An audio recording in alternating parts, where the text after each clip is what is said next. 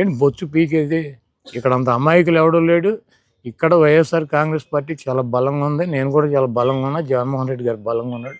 మా విజయాన్ని ఎవడూ ఆపలేడు. 2000 మెజార్టీలో గెలవబోతున్నారు సార్ మీరు?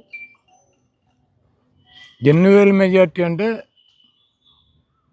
నేను గతంలో 14లో 11,500తో గెలిచాను. దాన్ని మించి వస్తుంది. తెలుగుదేశం మీద వ్యతిరేకత ఉంది. దానికన్నా ఇంకో 4-5 వేలు వస్తుంది అనుకుంటే 20,000తో గెలిచాం. వాళ్ళు 20,000తో గెలుస్తామని భావిస్తున్నాం. ఇంకెక్కువతో కూడా రావచ్చు. ఎందుకంటే జగన్మోహన్ రెడ్డి గారికి అనుకూలమైనటువంటి వాతావరణం ఉంది. జగన్మోహన్ రెడ్డి గారు ఇచ్చినటువంటి స్కీమ్స్లో ప్రతి కుటుంబంలోనూ కూడా ముఖ్యంగా మహిళలు అయితే జగన్మోహన్ రెడ్డి గారు మళ్ళీ ముఖ్యమంత్రి కావాలని కోరుకుంటున్నారు. కాబట్టి మహిళా ఓటర్లలో కులాలతో మతాలతో సంబంధం లేకుండా పర్సంటేజ్ చాలా ఎక్కువ కనపడుతుంది. మహిళా ఓటర్లు కనుక వన్ సైడ్గా కనుక వెళ్ళినట్టయితే మళ్ళీ జగన్మోహన్ రెడ్డి గారికి 151 సీట్లు దాటుతాయి. అదేవిధంగా మెజార్టీలు కూడా చాలా పెద్ద మెజార్టీలు వస్తాయి. నేనైతే కనుక ఈ జిల్లాలో కృష్ణా జిల్లాలో 16 సీట్లకి గతంలో వచ్చినటువంటి 14 సీట్లకి ఎట్టి పరిస్థితుల్లో తగ్గు ఇంకా ఒక సీటు పెరుగుతుందని భావిస్తున్నాను. ఆ రోజు బాబు వస్తే జాబ్ వస్తుంది అన్నాడు. బాబు వచ్చాడు, ఎవరికి జాబ్ రాలా. ఈరోజు కూడా బాబు వస్తే లోకేష్ బాబుకి మళ్ళీ జాబ్ వస్తుంది. కాబట్టి చంద్రబాబు నాయుడు 14లో ప్రజలను ఏ రకంగా మోసం చేశాడో అదే మేనిఫెస్టోతో మళ్ళీ ఆయనకి అల్జిమర్స్ వచ్చింది కాబట్టి ఆయన మర్చిపోయాడు. కాబట్టి ఈయన చేసినటువంటి మోసాలను ప్రజలు కూడా మర్చిపోయాడని చెప్పి భావించి వచ్చాడు. తప్పకుండా రేపు రాబోయే రోజుల్లో చంద్రబాబు నాయుడికి మాడు పగిలేటువంటి తీర్పు ఈ రాష్ట్ర ప్రజలు ఇస్తారు. చంద్రబాబుకి ఇయే చివరి ఎన్నికలు.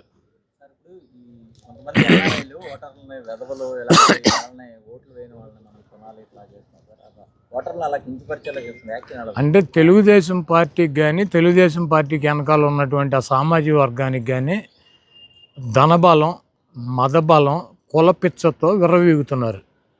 తెలుగుదేశం పార్టీని గెలిపించడానికి తెలుగుదేశం పార్టీకి ఓటైనటువంటి కొంతమంది వెధవలు ఉంటారు. ఆ వెధవలకి 1,00,000-2 లక్షలు పడేస్తే వాళ్ళే ఓటేస్తారని చెప్పి చెబుతున్నారు. ఈ ప్రజాస్వామ్యంలో ఓటు కొని కనుక గెలవగలిగితే నరేంద్ర మోడీ కానీ జగన్మోహన్ రెడ్డి గారు కానీ లేకపోతే అత్యంత అల్పులైనటువంటి ఏమి జేబులో రూపాయలు లేనటువంటి వ్యక్తులు చట్టసభలకు కానీ ముఖ్యమంత్రులు కానీ పార్టీ పెట్టి అధికారంలో కానీ రాగలరా? అనిల్ అంబానీనో లేకపోతే ఆ లక్ష్మీ మిట్టల్లో లేకపోతే నారాయణమూర్తి గారు ఇట్లాంటి వాళ్ళు 3 పార్టీలు పెట్టుకుని వాళ్ళ దగ్గర ఉన్నటువంటి వేల కోట్ల రూపాయలతో తలో 50,000 తలో 1,00,000 పడేసి ఓట్లు కొనుక్కొని వాళ్ళు అధికారంలోకి రాలేరా? ఓన్లీ అంటే ఈ ప్రాంతాన్ని వదిలేసి ఇక్కడ ఉన్నటువంటి పరిస్థితులు స్థితిగతులు అన్నీ కూడా మర్చిపోయి పరాయి దేశం వెళ్ళి హ్యాపీగా డబ్బులు సంపాదించుకొని జీవిస్తూ ఆ డబ్బు తీసుకొచ్చినటువంటి మదము కొవ్వుతో ఈరోజు ఓటర్లని ఇక్కడ ఉన్నటువంటి ప్రజానీకాన్ని వెధవలు ఆ వెధవలకు 1,00,000-2 లక్షలు పడేస్తే ఓటేస్తారన్నాడు. ఎవడు వెధవలు ఎవడు? మీరు వెధవలు. ఈ దేశాన్ని వదిలేసి వెళ్ళి డబ్బులు సంపాదించుకోవటానికి అక్కడ డబ్బులు సంపాదించుకొని అక్కడ హ్యాపీగా జీవిస్తూ ఇక్కడ ఉన్నటువంటి సామాన్యమైనటువంటి నిరుపేదలని ఎస్సీ ఎస్టీ బీసీ మైనార్టీలని జగన్మోహన్ రెడ్డి గారికి అండగా ఉన్నారని చెప్పి అటువంటి వ్యక్తులను వెధవలు అని చెప్పి సంపాదించేటువంటి మీరు వెధవలు. మీ పార్టీ నాయకుడు చంద్రబాబు నాయుడు పెద్ద 420 గాడు, ఆడో పెద్ద వెధవ. ఈ వెధవల పార్టీకి పచ్చకామెర్లాడికి దేశం అంతా పచ్చ కనపడినట్టు ఈ వెధవలందరికీ ఈ రాష్ట్రంలో ఉన్నటువంటి ప్రజానికం వెధవల్లా కనపడుతున్నారు. కుక్కగాటికి చెప్పు దెబ్బ అని చెప్పి ఎవడు 1,00,000 పడేస్తాడు, ఎవడు 2 లక్షలు పడేస్తాడు, ఎవరిని కొంటాడో రేపు ఎలక్షన్లో చూస్తారు. కుక్కగాటికి చెప్పు దెబ్బ అని చెప్పి చంద్రబాబు నాయుడికి ఆయన మద్దతుదారులకి మరి పొళ్ళు రాలిపోయే సమాధానం రాష్ట్ర ప్రజలు చూడటానికి సిద్ధంగా ఉన్నారు. కేవలం గుడివాడ కాకుండా మిగతా అన్ని చోట్ల కూడా ఎవరైతే ఎన్ఆర్ఐలనే వాళ్ళు మోహరిస్తున్న పరిస్థితి, ఎన్ఆర్ఐలు అందరినీ ఎలక్షన్స్ కి 20 రోజుల పాటు పూర్తిగా నియోజకవర్గాల్లో మోహరించాలని వాళ్ళు ప్లాన్ చేస్తారు. ఎట్లా ఎదుర్కొంటారు సార్? ఇప్పుడు గుడివాడ కాన్స్టిట్యూన్సీలో 2,05,000 మంది ఉన్నారు. ఎంతమంది ఎన్ఆర్ఐలు దిగుతారు? 100 మంది దిగుతారా? 200 మంది, 500 మంది దిగుతారా? ఏం చేస్తారు? అదే ఏం చేస్తారు? ఇక్కడ ఎవడన్నా అంత అమాయకంగా ఇక్కడ ఉన్నటువంటి స్థితిగతులు పరిస్థితులు జగన్మోహన్ రెడ్డి గారికి ఓటేయాలా, నానికి ఓటేయాలి, ఎవరికి ఓటేయాలి ఇక్కడ ఎవరికి తెలవక వీళ్ళందరూ వచ్చి బొచ్చూడిపోయిన టోపీ పెట్టుకుని తిరిగే బ్యాచ్ అంతా వచ్చి ఇక్కడ చెబితే వినేటువంటి పరిస్థితులు ఉంటాయా? ఊరినే కులాలనే కుంపటి రెచ్చగొడతాకి నా భార్య అది, నా తమ్ముడు ఇది, మా అమ్మాయి ఇది, ఇవన్నీ కూడా రాజకీయాల్లో కులాలను అడ్డం పెట్టుకుని ఒక కులాన్ని ఒక మతాన్ని అడ్డం పెట్టుకుని గెలవగలిగినటువంటి పరిస్థితి రాజకీయాలు ఉంటాయా? కాబట్టి చంద్రబాబు నాయుడు తెలుగుదేశం పార్టీ సీట్లు అమ్ముకున్నాడు. అమ్ముకున్నప్పుడు ఎన్ఆర్ఐలు ఇక్కడ బతకడం మానేసి ఎక్కడో అమెరికాలో బతికి ఒక 25 ఏళ్ళు 30 ఏళ్ళు ఇక్కడ ఉన్నటువంటి స్థితిగతులు తెలవకుండా డబ్బే ప్రాధాన్యం, డబ్బెత్తే ఎన్నికల్లో గెలుస్తా అన్నటువంటి ఒక పిచ్చ భ్రమలో ఇక్కడికి వచ్చారు.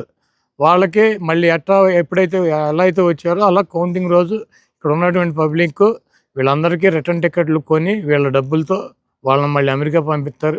మళ్ళీ 5 ఏళ్ళకి వస్తారు. సొల్లు కబుర్లు పిట్ట కథలు చెబుతారు. ఈ పనికి మాలిన వెధవలంతా వచ్చి ఇక్కడ. కాబట్టి ఈ వెధవలు మాట్లాడేటువంటి వెధవ భాషకి ఇక్కడ ఉన్నటువంటి ప్రజానీకం వీళ్ళు ఇచ్చేటువంటి 1,00,000, 2,00,000, 5,000, 10కి ఇక్కడ ఉన్నటువంటి ప్రజానీకం 1% కూడా ఇటు ఇటు మారదు.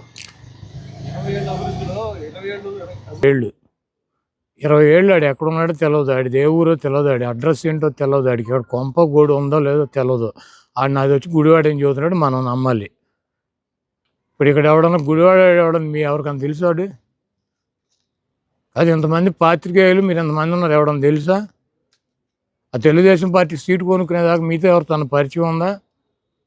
ఎప్పుడన్నా వచ్చి ఇక్కడ ఎవరు తను మాట్లాడా? ఆడిది అసలు ఏ ఊరో ఏందో అసలు ఎవడో కూడా తెలియదు. ఆడు వచ్చాడు, డబ్బులు ఉన్నాయి, చంద్రబాబు అమ్మాడు, కొనుక్కున్నాడు, వచ్చాడు, స్టోరీలు చెబుతాడు. వీళ్ళందరూ ఫ్లైట్ టికెట్లు ఆల్రెడీ జూన్ 4వ తారీఖు సాయంత్రం 5 గంటలకు టికెట్లు బుక్ చేసుకున్నారు. ఒక్కడు కూడా ఉండడు. కౌంటింగ్ జరుగుతూ ఉండగా వీళ్ళందరూ ఎయిర్పోర్ట్లో ఉంటారు. కౌంటింగ్ జరుగుతూ ఉండగా వీళ్ళందరూ ఎయిర్పోర్ట్ లాబీలో కూర్చుని ఉంటారు, ఫ్లైట్ టికెట్లు రెడీగా కొనుక్కుని. మళ్ళీ రాత్రి 12 దాటితే వెళ్ళలేమోనని భయం ఉంటుంది వాళ్ళకి. 5ంటికి ఎక్కేస్తారు వీళ్ళందరూ ఫ్లైట్. మనం ఎన్ని చూడాల గుడివాళ్ళ? అంతకుముందు చాలామంది వచ్చారు, పోయారు. ఇవన్నీ సొల్లు కబుర్లు ప్రతి ఎలక్షన్కి రావటం, ఒక్కొక్కడు ఏదో ఒకటి సొల్లు మాటలు చెప్పటం. ఇది గుడివాళ్ళ 47 ఎకరాల ట్యాంక్ ఉంది, వాళ్ళు 106 ఎకరాల ట్యాంక్ ఉంది. వీడికి తెలుసా ట్యాంకు? మొన్న వెళ్ళి నేను ట్యాంకులో నీళ్లు ఉన్నాయి లేవు సొత్తకి వీడికి మా కారు తాళం ఇచ్చి చెరువు దగ్గరికి వెళ్ళమంటే వీడు వెళ్ళగలడు. ఇటు చెరువు ఎక్కడ ఉందో తెలుసా? వీడి వాటర్ ట్యాంకులు ఎక్కడ ఉన్నాయో తెలుసా? ఏ పైప్ పెట్టి వెళ్తుందో తెలుసా? ఈ పలానా ఊరు అని చెప్పకపోతే పలానా ఊరు వెళ్ళమంటే కారు తాళాలు ఇచ్చి వెళ్ళగలడా? ఎవడో నీ పోటాడు నా పోటాడు ఎక్కించుకెళ్ళి సార్ ఇదే సార్ ఊరు అంటే పక్క కాన్స్టిట్యున్సీకి తీసుకెళ్ళినా కూడా గబుక్కుని దిగి అందరికి దండాలు పెడతారు. ఇటువంటి వేదవులందరూ కలిసి డబ్బులు పెట్టి ఇక్కడ ఏంటి బొచ్చు పీకేది? ఇక్కడ అంత అమాయకులు ఎవడు? ఈరోజు ఈ గుడివాడ నియోజకవర్గానికి వైఎస్ఆర్ కాంగ్రెస్ పార్టీ అభ్యర్థిగా నామినేషన్ వేయటం జరిగింది.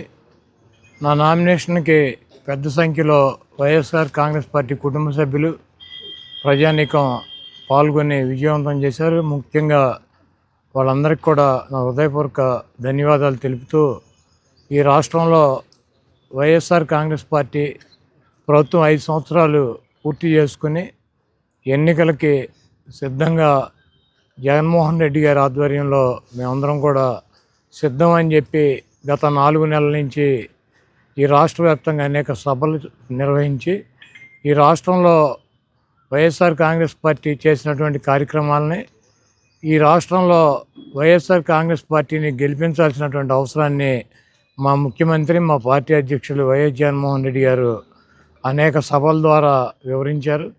ఈరోజు ఈ గుడివాడ నియోజకవర్గంలో వైఎస్ఆర్ కాంగ్రెస్ పార్టీ మరోసారి ఇక్కడ విజయకేతనం ఎగరవేయటంలో ఎటువంటి డౌటు లేదు. ప్రజల నుంచి తిరిగినప్పుడు సంక్షేమ కార్యక్రమాలు అందినటువంటి ప్రజానీకం కానీ, జగన్మోహన్ రెడ్డి గారి పాలన కావాలనుకున్నటువంటి ప్రజానీకం కానీ మాకు సంపూర్ణంగా దీవించి మళ్ళీ జగన్మోహన్ రెడ్డి గారే ముఖ్యమంత్రి అవ్వాలి, మా స్కూల్స్ కానీ మాకు హాస్పిటల్కి వెళ్తే ఎటువంటి ఇబ్బందులు లేకుండా, అదేవిధంగా సంక్షేమ కార్యక్రమాల ద్వారా మా కుటుంబాలకి జగన్మోహన్ రెడ్డి గారు మేలు చేశారు. అటువంటి మేలు చేసినటువంటి వ్యక్తికి మరొకసారి మేము అవకాశం ఇస్తాం, ఓటేస్తామని చెప్పి బహిరంగంగానే చెప్పేటువంటి పరిస్థితి ఉంది. తెలుగుదేశం పార్టీకి సంబంధించినటువంటి కొంతమంది ఆ చంద్రబాబు అభిమానులు కావచ్చు, తెలుగుదేశం పార్టీకి సంబంధించినటువంటి వ్యక్తులు కావచ్చు, కోడిగుడ్డుకి ఏకలు పీకినట్టు చేసినటువంటి కార్యక్రమాలను గాలికి వదిలేసి ఏమన్నా 1-6 మిగిలిపోయిన కార్యక్రమాలు ఉంటే అవి చేయలేదని చెప్పి దాన్ని ఏదో వాళ్ళ పచ్చ మీడియా ద్వారా బయటికి చూపించుకోవాలన్నటువంటి ప్రయత్నం చేస్తున్నారు. ఈరోజు ఈ గుడివాడ పట్టణంలో కానీ గుడివాడ నియోజకవర్గంలో కానీ ఎటువంటి ఘర్షణలు లేకుండా ఎన్నికలు నడపాలన్నటువంటి ఉద్దేశం మేము కట్టుబడి ఉన్నాము. ఆ ఉద్దేశంతోనే అక్కడక్కడ కొంత తెలుగుదేశం పార్టీ రెచ్చగొట్టేటువంటి కార్యక్రమం చేసినా కూడా మేము ఎక్కడ కూడా రెచ్చిపోయేటువంటి కార్యక్రమం చేయట్లేదు. ప్రజాస్వామ్యంలో ఫైనల్గా ప్రజలు ఇచ్చేటువంటి తీర్పే దైవ నిర్ణయం. ఎన్ని హత్య చేసినా, ఎన్ని అబద్ధాలు చెప్పినా, ఎన్ని మోసాలు చేసినా గతంలో చంద్రబాబు నాయుడు 2014 ఎన్నికల మేనిఫెస్టోకి ఈరోజు 24 ఎన్నికల మేనిఫెస్టోకి ఏమీ తేడా లేదు. అప్పుడు 3 సిలిండర్లు అన్నాడు, ఇప్పుడు 3 సిలిండర్లు అన్నాడు. అప్పుడు 3 సిలిండర్లు ఇవ్వాలి, ఇప్పుడు 3 సిలిండర్లు ఇవ్వాలి. అప్పుడు నిరుద్యోగ భృతి అన్నాడు, ఇప్పుడు నిరుద్యోగ భృతి అని చెబుతున్నాడు. అప్పుడు నిరుద్యోగ భృతి ఇవ్వడు, ఇప్పుడు నిరుద్యోగ భృతి ఇవ్వడు.